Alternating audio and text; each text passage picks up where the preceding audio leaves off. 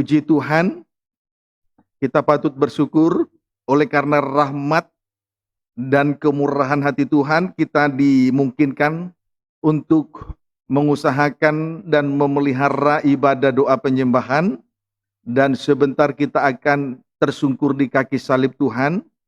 Namun biarlah kiranya nanti firman yang membawa kita rendah di kaki salib Tuhan, sujud menyembah Allah yang hidup. Puji Tuhan. Saya juga tidak lupa menyapa anak-anak Tuhan, umat Tuhan yang sedang mengikuti pemberitaan firman Tuhan lewat live streaming video internet, YouTube, Facebook, dimanapun Anda berada. Selanjutnya marilah kita mohonkan kemurahan dari Tuhan, supaya kiranya Tuhan membukakan firman-Nya bagi kita, sehingga kita boleh menikmati uluran dua tangan yang penuh kasih, memberi pertolongan bagi kita, menguraikan kekusutan dari segala persoalan yang kita alami di atas muka bumi ini, sekaligus membawa kita nanti tersungkur di kaki salibnya. Puji Tuhan, segera saja kita menyambut firman penggembalaan untuk ibadah doa penyembahan dari surat yang dikirim oleh Rasul Paulus kepada jemaat di Kolose, pasal yang ketiga, ayat yang ke-19. Kolose 3, ayat yang ke-19, demikian firman Tuhan. Hai suami-suami, kasihilah istrimu, dan janganlah berlaku kasar terhadap dia. Puji Tuhan.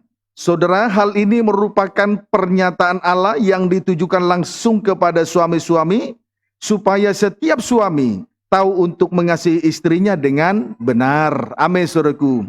Puji Tuhan. Haleluya. Nasihat firman ini mau tidak mau harus diterima oleh seorang suami dengan segala kerendahan hatinya. Meskipun seorang suami adalah kepala atau pemimpin di dalam hubungan nikah dan rumah tangganya. Puji Tuhan.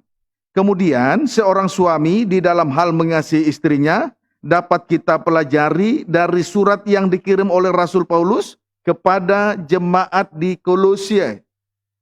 Seorang suami di dalam hal mengasihi istrinya dapat kita pelajari dari surat yang dikirim oleh Rasul Paulus kepada jemaat di Efesus pasal yang kelima. Efesus pasal yang kelima ayat 25 sampai dengan ayat 29. Demikian firman Tuhan. Hai suami, kasihilah istrimu, sebagaimana Kristus telah mengasihi jemaat dan telah menyerahkan dirinya baginya, untuk menguduskannya sesudah ia menyucikannya dengan memandikannya dengan air dan firman, supaya dengan demikian ia menempatkan jemaat di hadapan dirinya dengan cemerlang, tanpa cacat atau kerut atau yang serupa itu, tetapi supaya jemaat kudus dan tidak bercela. Demikian juga suami harus mengasihi istrinya sama seperti tubuhnya sendiri. Siapa yang mengasihi istrinya, mengasihi dirinya sendiri.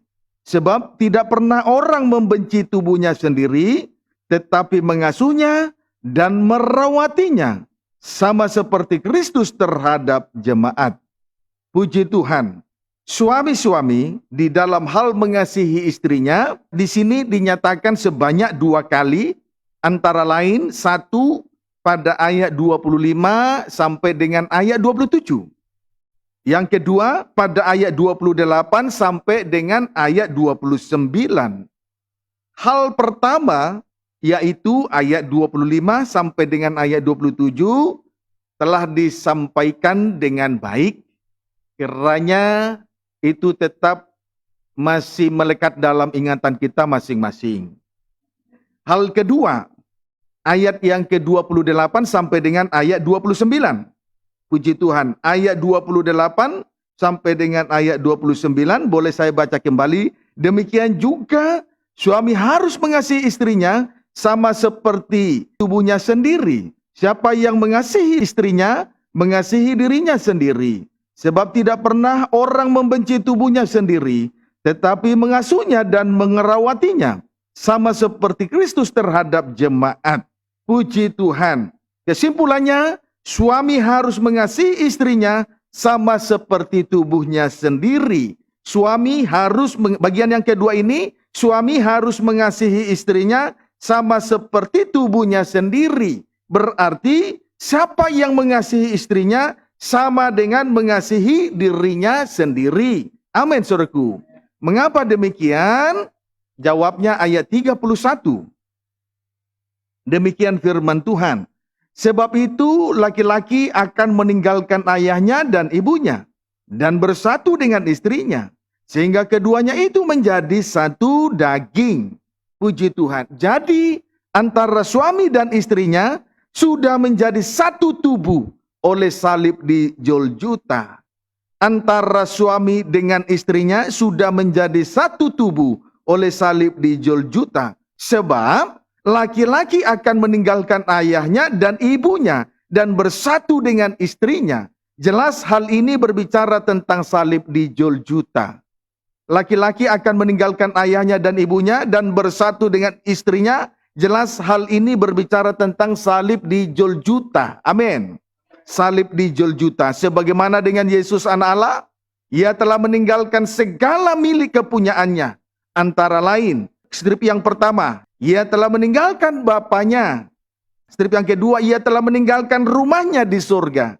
Strip yang ketiga, ia telah meninggalkan kemuliaannya. Sebagaimana yang tertulis di dalam Filipi pasal 2 ayat 5 sampai dengan ayat yang ke-8. Sekarang kita akan melihat bukti suami mengasihi istrinya. Ayat 29.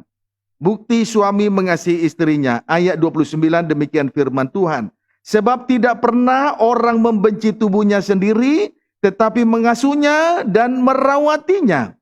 Sama seperti Kristus terhadap jemaat.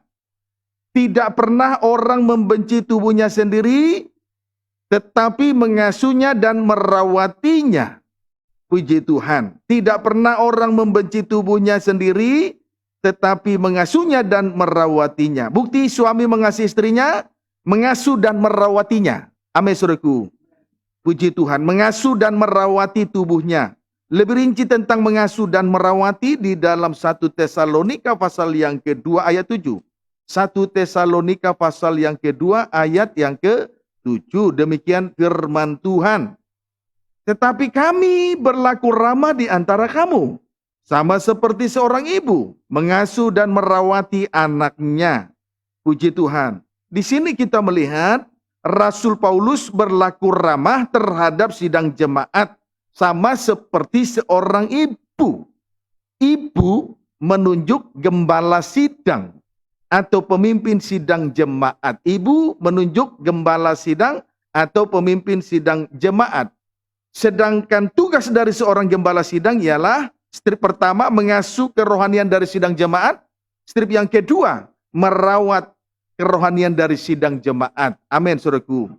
Sejauh ini Tuhan telah mengasuh dan merawati hidup rohani kita semua, bukan? Sebab ia adalah gembala agung, penuh kasih dan sayang. Pendeknya, Yesus adalah gembala agung, pribadi yang bertanggung jawab. Puji Tuhan. 1 Tesalonika 2 ayat 8.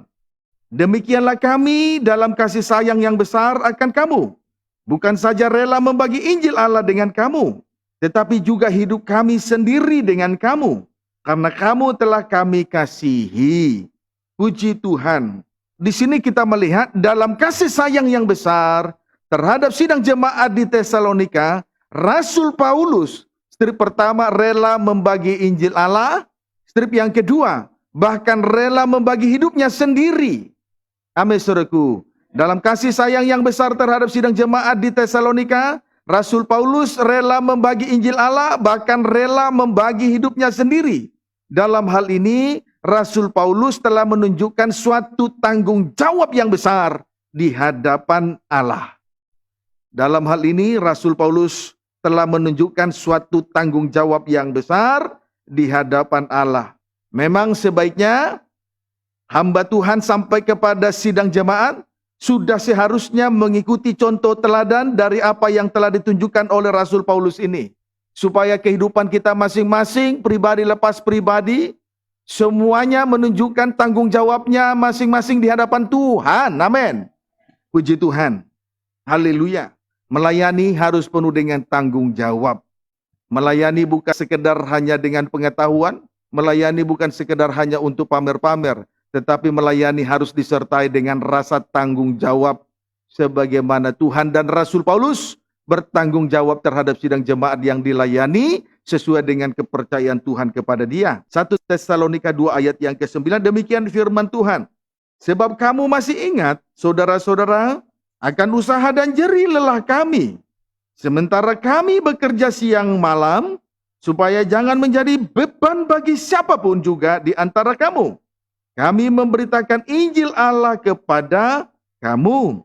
Kemudian Rasul Paulus bekerja siang malam dengan segala usaha dan jerih lelah di dalam hal memberitakan Injil terhadap sidang jemaat di Tesalonika. Saudara, bekerja siang dan malam dengan segala usaha dan jerih lelah sama dengan tidak mengenal lelah. Sama dengan tidak ada kata menyerah apalagi mengeluh. Puji Tuhan, saya ulangi, di ayat 9 ini, di sini dikatakan Rasul Paulus bekerja siang malam dengan segala usaha dan dengan segala jerih payah di dalam hal memberitakan Injil terhadap sidang jemaat di Tesalonika. Amin.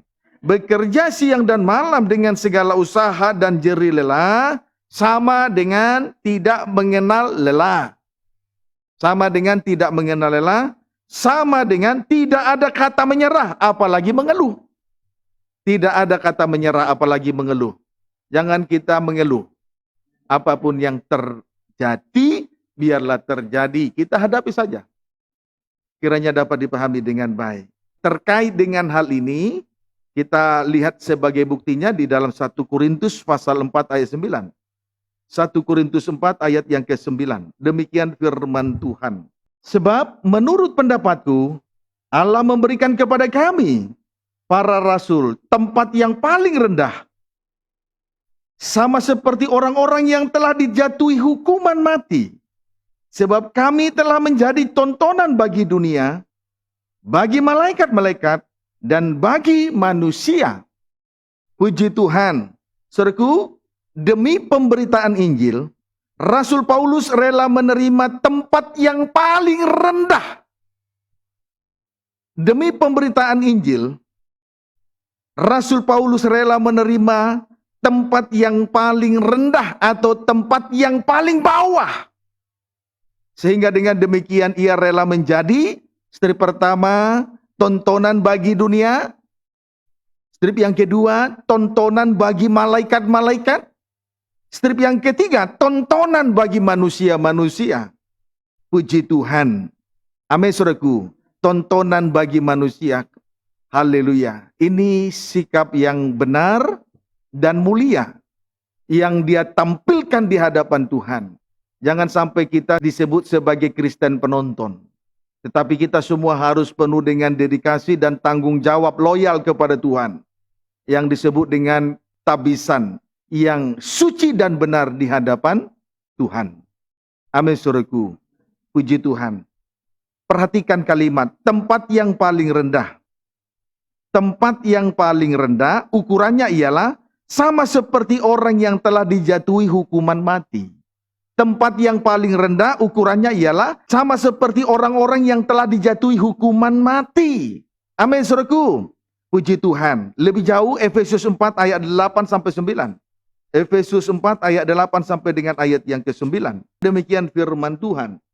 Itulah sebabnya, kata Nas, tatkala ia naik ke tempat tinggi, ia membawa tawanan-tawanan, ia memberikan pemberian-pemberian kepada manusia. Bukankah ia telah naik? Berarti bahwa ia juga telah turun ke bagian bumi yang paling bawah. Puji Tuhan. Haleluya. Perhatikan kalimat ia telah naik. Berarti ia juga telah turun ke bagian bumi yang paling bawah. Turun ke bagian bumi yang paling bawah sama dengan tempat yang paling rendah. Yang diterima oleh Rasul Paulus di tengah-tengah pemberitaan Injil kepada jemaat di Tesalonika tadi. Dan juga kepada jemaat di Korintus tadi. Amin, saudaraku. Turun ke bagian bumi yang paling bawah sama dengan tempat yang paling rendah. Yang telah diterima oleh Rasul Paulus dari Tuhan. Di tengah-tengah ibadah dan pelayanannya kepada Tuhan. Puji Tuhan, jelas ini merupakan pengalaman kematian dari Tuhan Yesus Kristus. Amin, saudaraku. turun ke bagian bumi yang paling bawah sama dengan tempat yang paling rendah yang diterima oleh Rasul Paulus. Di tengah-tengah pemberitaan Injil kepada sidang jemaat yang dilayani oleh Rasul Paulus. Jelas ini merupakan pengalaman kematian dari Tuhan Yesus Kristus. Puji Tuhan, merupakan pengalaman kematian dari Tuhan Yesus Kristus. Sejenak kita akan melihat tentang pengalaman kematian. Sejenak kita akan melihat tentang pengalaman kematian. Puji Tuhan, supaya kita mengerti tentang pengalaman kematian ini. Puji Tuhan, supaya kita benar-benar menyatu dengan pengalaman kematian dari Tuhan Yesus Kristus. Sebagaimana Rasul Paulus telah menerima di tengah-tengah pemberitaan Injil, dia telah menerima tempat yang paling rendah. Ukurannya sama seperti orang-orang yang menerima hukuman mati. Tempat yang paling rendah. Turun ke dunia paling bawah itu pengalaman kematian. Jadi sama, sebagaimana Yesus telah masuk dalam pengalaman kematian, demikian juga Rasul Paulus telah menerima tempat yang paling rendah. Itu pengalaman kematian, saudaraku. Mari kita lihat pengalaman kematian ini dalam Yesaya pasal 53 ayat yang ke-7 saja. Demikian firman Tuhan, dia dianiaya, tetapi dia membiarkan diri ditindas dan tidak membuka mulutnya. Puji Tuhan. Dalam keadaan tertindas namun tidak membuka mulut. Amin, saudaraku. Dalam keadaan tertindas namun tidak membuka mulutnya. Artinya tidak bersuara atau tidak bersungut-sungut. Manakala harus menyangkal diri dan memikul salibnya. Di tengah-tengah kita melayani Tuhan dan melayani pekerjaan Tuhan. Tidak perlu bersungut-sungut. Amin, saudaraku. Saya ulangi, dalam keadaan tertindas namun tidak membuka mulutnya. Artinya tidak bersuara atau tidak bersungut-sungut. Manakala harus menyangkal diri dan memikul salibnya di tengah-tengah kita melayani Tuhan dan melayani pekerjaan Tuhan. Melayani Tuhan penuh dengan pengorbanan. Sampai digambarkan dengan tertindas, tetapi mulut tidak terbuka. Kiranya dapat dipahami dengan baik. Nikmatilah pengalaman kematian itu. Biarlah kiranya kita semua menikmati pengalaman kematian itu. Jangan biasakan diri bersungut-sungut saat kita harus berkorban. Baik korban tenaga, pikiran, perasaan, waktu, materi, bahkan korban uang sekalipun. Tidak perlu bersungut-sungut. Nikmati saja pengalaman kematian itu. Supaya betul-betul kita satu dengan pengalaman kematian.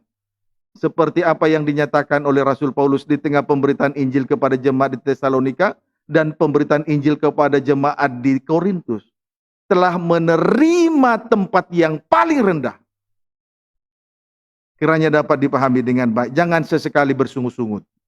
Kemudian pengalaman kematian itu digambarkan dengan dua hal, boleh kita baca dulu. Saya ulangi, dia dianiaya tetapi dia membiarkan diri ditindas dan tidak membuka mulut. Dalam keadaan tertindas tidak bersungut-sungut. Daging tidak bersuara. Amin, saudaraku. Berapa banyak kita korban tidak perlu bersungut-sungut, tidak perlu ngomel. Puji Tuhan. Kemudian seperti anak domba yang dibawa ke pembantaian, seperti induk domba yang keluh di depan orang-orang yang menggunting bulunya, ia tidak membuka mulutnya. Puji Tuhan. Kemudian pengalaman kematian itu digambarkan dengan dua hal, yakni satu, seperti anak domba yang dibawa ke pembantaian. Dua, seperti induk domba yang keluh di depan orang-orang yang menggunting bulunya. Saudara, kedua-duanya tidak membuka mulutnya. Baik anak domba maupun induk domba tidak membuka mulutnya. Amin. Sama dengan tidak bersuara, sama dengan tidak bersungut-sungut, tidak ngomel dan tidak menggerutu sama sekali, sekalipun harus tertindas. Itu pengalaman kematian. Tidak ada orang mati kalau sudah mati lalu bersuara, tidak ada orang mati bersuara. Kiranya dapat dipahami dengan baik. Jadi itu gambarannya. Pengalaman kematian itu digambarkan dengan dua hal. Satu, seperti anak domba yang dibawa ke pembantaian. Dua, seperti induk domba yang keluh di depan orang-orang yang menggunting bulunya.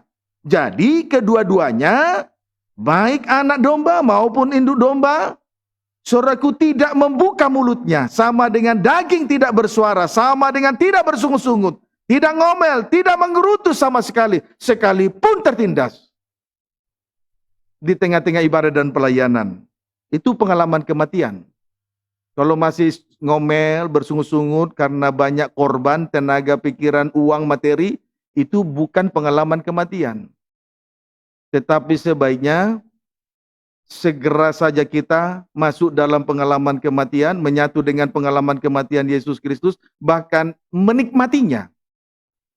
Tidak perlu bersungut-sungut. Tidak ada artinya. Puji Tuhan.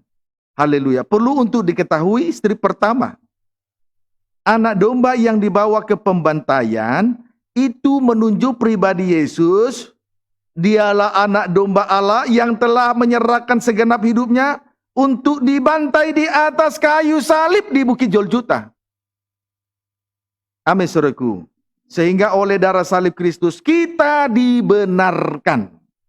Sehingga oleh darah salib Kristus kita dibenarkan. Berarti kebenaran itu tidak cukup hanya di mulut, tetapi seluruh hidup harus dilumuri oleh darah salib Kristus. Inilah satu kehidupan yang telah dibenarkan.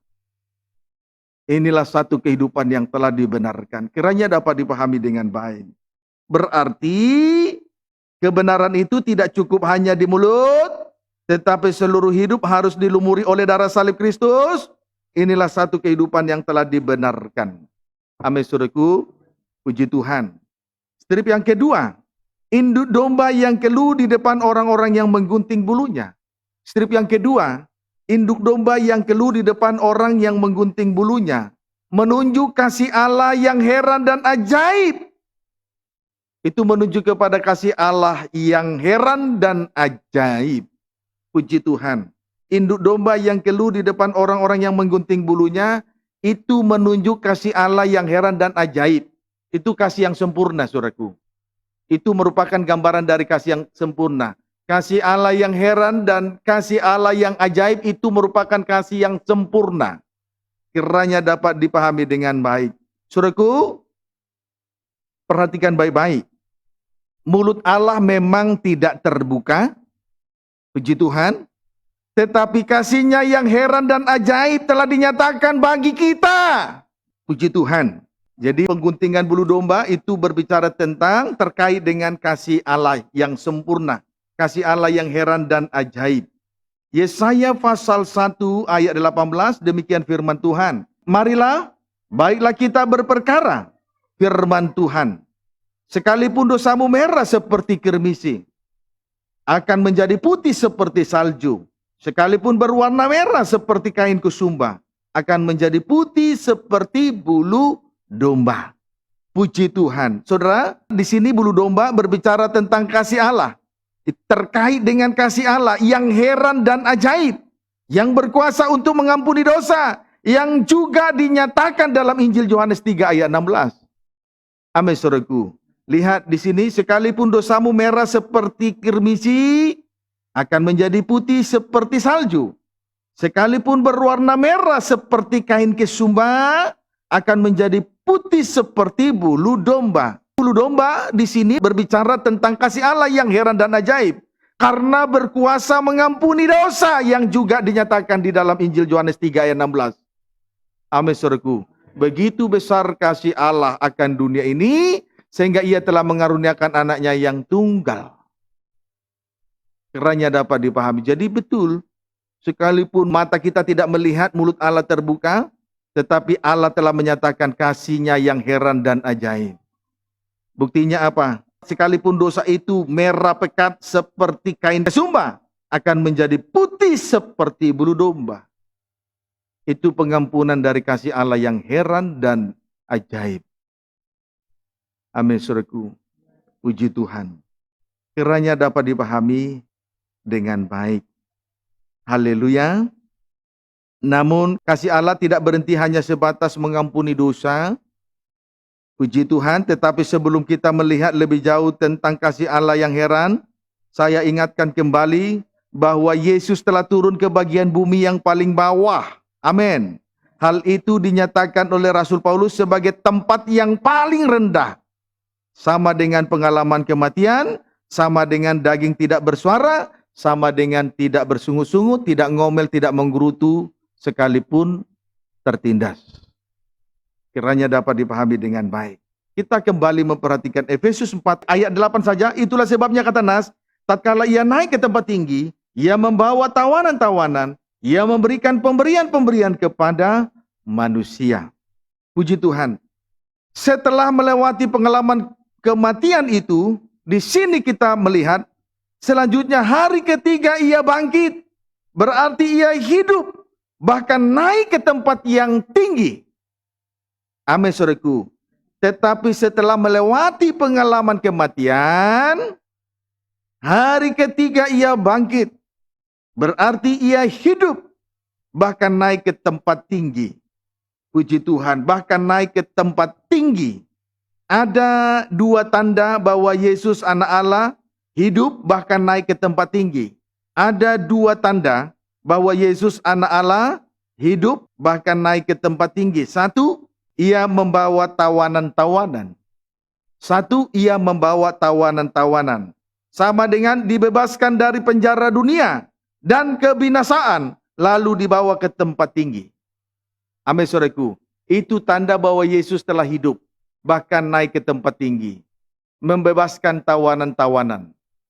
Tawanan-tawanan dibebaskan. Dibebaskan dari penjara dunia ini. Amin, saudaraku. Untuk selanjutnya dibawa ke tempat yang tinggi. Yerusalem yang baru. Kiranya dapat dipahami dengan baik. Dua, ia memberikan pemberian kepada manusia. Tadi ada dua tanda bahwa Yesus anak Allah hidup bahkan naik ke tempat tinggi. Satu, ia membawa tawanan-tawanan. Sama dengan dibebaskan dari penjara dunia dan kebinasaan. Lalu selanjutnya dibawa ke tempat tinggi. Dua, ia memberikan pemberian kepada manusia. Dua, ia memberikan pemberian-pemberian kepada manusia. Kita baca dulu ayat 10 sampai dengan ayat 12. Demikian firman Tuhan. Efesus 4 ayat 10 sampai dengan ayat 12. Ia yang telah turun, ia juga yang telah naik jauh lebih tinggi daripada semua langit untuk memenuhkan segala sesuatu. Dan ialah yang memberikan baik rasul-rasul maupun nabi-nabi, baik pemberita-pemberita Injil maupun gembala-gembala dan pengajar-pengajar untuk memperlengkapi orang-orang kudus bagi pekerjaan pelayanan, bagi pembangunan tubuh Kristus. Puji Tuhan. Lewat pengalaman kematian dan kebangkitannya, selanjutnya ia memberikan 5 jabatan. Selain membebaskan tawanan-tawanan dari penjara dunia, lalu dibawa ke tempat tinggi, selanjutnya ia memberikan 5 jabatan. 1, jabatan rasul. 2, jabatan nabi. 3, jabatan penginjil. 4, jabatan gembala. 5, jabatan guru.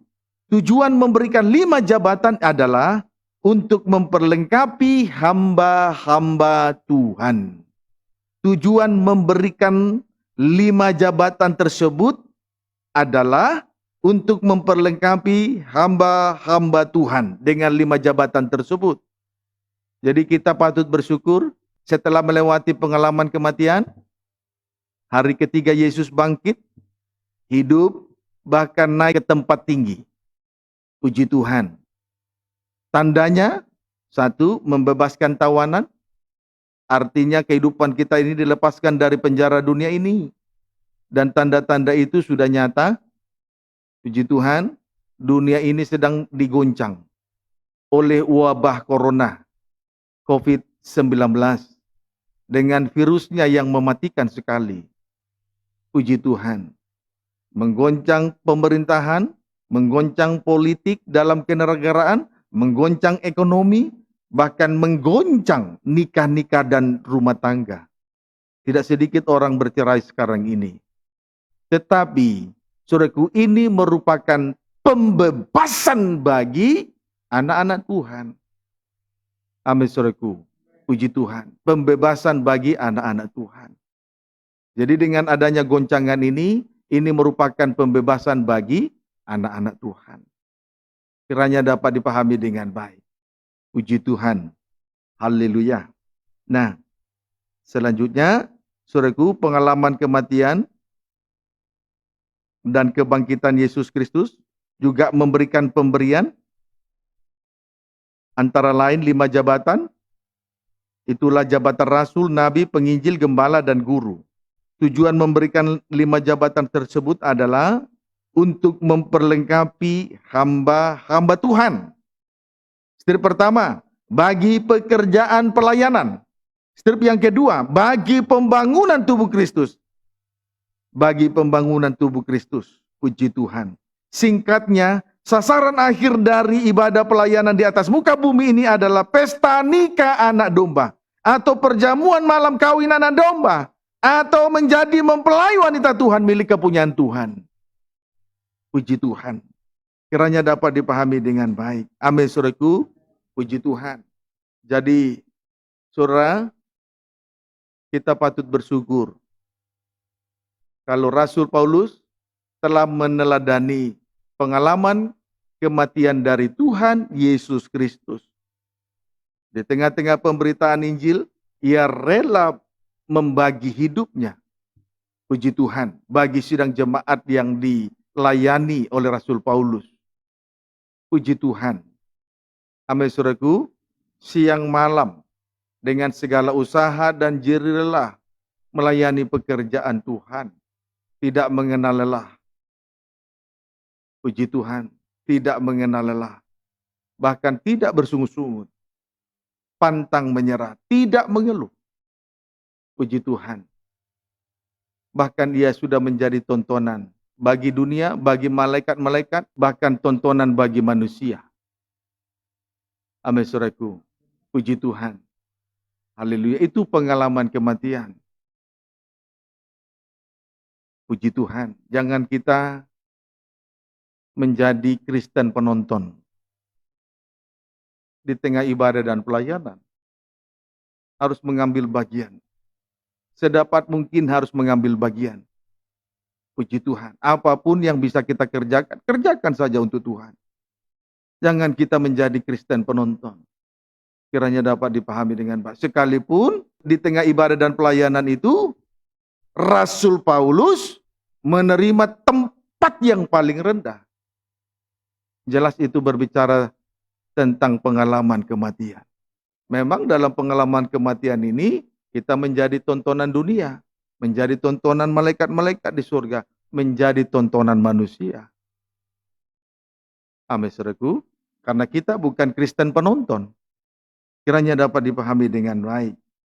Haleluya. Biar kita segera saja masuk dalam pengalaman kematian dari Tuhan Yesus Kristus.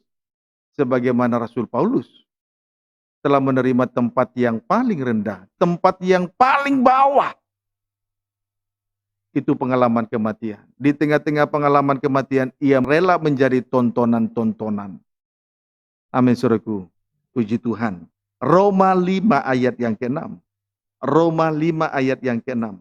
Karena waktu kita masih lemah, Kristus telah mati untuk kita orang-orang durhaka pada waktu yang ditentukan oleh Allah. Puji Tuhan. Waktu kita masih lemah, berarti rentan terhadap dosa. Disitulah banyak terjadi pendurhakaan. Disitulah banyak terjadi pemberontakan kepada Tuhan. Amin, saudaraku. Namun Kristus telah mati untuk kita oleh karena kehendak Allah. Kiranya dapat dipahami dengan baik. Waktu kita masih lemah, artinya rentan terhadap dosa. Di situ banyak terjadi pendurhakaan. Di situ banyak pemberontakan. Tetapi ingat, Kristus telah mati untuk kita. Oleh karena kehendak Allah. Bukan karena kehendaknya. Oleh karena kehendak Allah. Kiranya dapat dipahami dengan baik. Kemudian ayat yang ke-7. Demikian firman Tuhan. Sebab tidak mudah seorang mau mati untuk orang yang benar. Tetapi mungkin untuk orang yang baik ada orang yang berani mati. Puji Tuhan. Perlu untuk diketahui, tidak mudah seorang mau mati untuk orang yang benar. Mungkin untuk orang yang baik ada orang yang berani mati. Tetapi kematian semacam ini disebut dengan kematian konyol. Tidak ada artinya. Amin, saudaraku. Tidak mudah seorang mau mati untuk orang yang benar. Mungkin untuk orang yang baik ada orang yang berani mati. Tetapi kematian semacam ini disebut dengan mati konyol. Tidak ada artinya. Puji Tuhan. Banyak di luaran sana mati konyol. Hanya karena pertemanan mati konyol. Puji Tuhan. Amin, saudaraku. Ayat yang ke-8. Akan tetapi Allah menunjukkan kasih-Nya kepada kita. Oleh karena Kristus telah mati untuk kita ketika kita masih berdosa. Selanjutnya di sini, tetapi Allah telah menunjukkan kasih-Nya yang ajaib. Allah telah menunjukkan kasih-Nya yang heran, kasih yang sempurna. Mengapa? Sebab Kristus telah mati untuk kita. Mati ketika kita masih berdosa. Ketika kita masih dikuasai kejahatan dan kenajisan. Mati ketika kita masih jauh dari Tuhan. Oleh karena kehendak Allah. Amin, saudaraku. Inilah kasih yang heran dan ajaib itu. Puji Tuhan. Haleluya. Tidak mudah orang mau mati untuk orang yang benar. Puji Tuhan. Kemudian ayat 7, mungkin untuk orang yang baik, ada orang yang berani mati. Tetapi saya katakan itu mati konyol, tidak ada artinya. Tetapi pada ayat yang ke-8, Allah telah menunjukkan kasih-Nya yang ajaib dan heran. Sebab Kristus telah mati untuk kita ketika kita masih berdosa. Jadi Tuhan mati untuk kita bukan ketika kita baik dan benar dan suci. Ketika kita berdosa. Jadi jelas sekali apa yang dinyatakan oleh Rasul Paulus. Tidak mudah orang mau mati untuk orang benar. Apalagi untuk orang berdosa. Tetapi lihatlah. Allah menunjukkan kasih-Nya yang heran dan ajaib. Sebab Kristus telah mati untuk kita. Mati ketika kita masih berdosa. Mati ketika kita masih jauh dari Tuhan. Kiranya dapat dipahami dengan baik. Amin, saudaraku. 2 Korintus 5 ayat 15. 2 Korintus 5 ayat yang ke-15. Demikian firman Tuhan. Dan Kristus telah mati untuk semua orang, supaya mereka yang hidup tidak lagi hidup untuk dirinya sendiri, tetapi untuk Dia yang telah mati dan telah dibangkitkan untuk mereka. Puji Tuhan. Singkatnya, Kristus telah mati untuk semua orang, supaya kita yang hidup tidak lagi hidup untuk dirinya sendiri, tetapi untuk Yesus yang telah mati dan bangkit untuk kita. Amin. Puji Tuhan.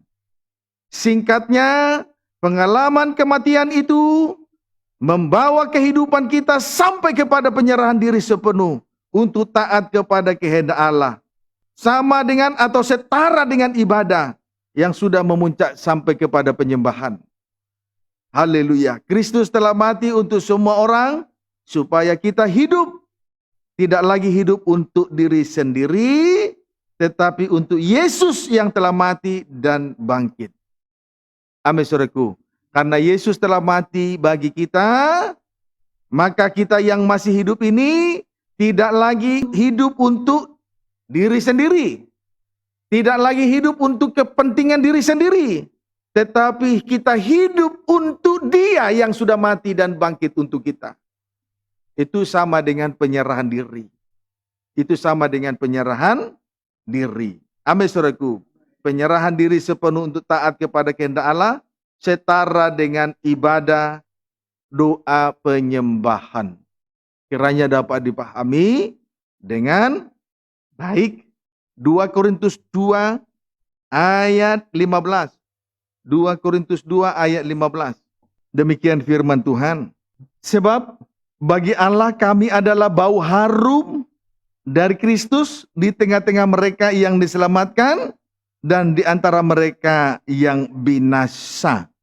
Singkat kata, pengalaman kematian membawa kita sampai kepada penyembahan, yakni penyerahan diri sepenuh untuk taat kepada kehendak Allah. Sama dengan ukupan yang berbau harum. Seperti yang tertulis juga pada Mazmur 141 ayat yang kedua. Puji Tuhan. Jadi penyembahan, yakni penyerahan diri sepenuh untuk taat kepada kehendak Allah, itu merupakan bau harum. Penyerahan diri kita ini bagaikan ukupan asap dupa kemenyan yang naik di hadirat Tuhan, berbau harum. Kiranya dapat dipahami dengan baik. Jadi saudaraku, dari sini kita melihat betapa hebatnya Rasul Paulus telah membuktikan dirinya di dalam hal bertanggung jawab di hadapan Tuhan di tengah-tengah ibadah dan pelayanannya kepada sidang jemaat di Tesalonika dan juga jemaat di Korintus dan jemaat-jemaat yang lain di Asia Kecil. Kita bersyukur kepada Tuhan. Amin, saudaraku. Oleh karena penyerahan dirinya sama seperti asap dupa kemenyan naik di hadirat Tuhan, berbau harum. Puji Tuhan. Biarlah kiranya segera saja kita meneladani pengalaman kematian dari Tuhan Yesus Kristus seperti Rasul Paulus telah meneladani pengalaman kematian dari Tuhan Yesus Kristus. Bahkan kita menikmatinya. Puji Tuhan, ketika masuk dalam pengalaman kematian, kita memang menjadi tontonan dari dunia. Tontonan malaikat-malaikat. Dan tontonan manusia. Puji Tuhan, tidak lagi menjadi Kristen penonton. Malam ini, kita akan membawa hidup kita rendah di kaki salib Tuhan. Tersungkur di hadapan tata Allah, sujud menyembah Dia. Allah yang hidup, Allah Abraham, Ishak, Yakub, Allah Israel, Allah yang berkuasa, Tuhan dan Juru Selamat, yang berdaulat atas kehidupan kita sekaliannya, karena kita tidak lagi menjadi Kristen penonton, melainkan oleh karena pengalaman kematian itu, kita menjadi tontonan, sekali lagi saya sampaikan, menjadi tontonan dunia, menjadi tontonan malaikat-malaikat, menjadi tontonan manusia sesama. Amin, saudaraku. Puji Tuhan. Tuhan Yesus memberkati kita semua.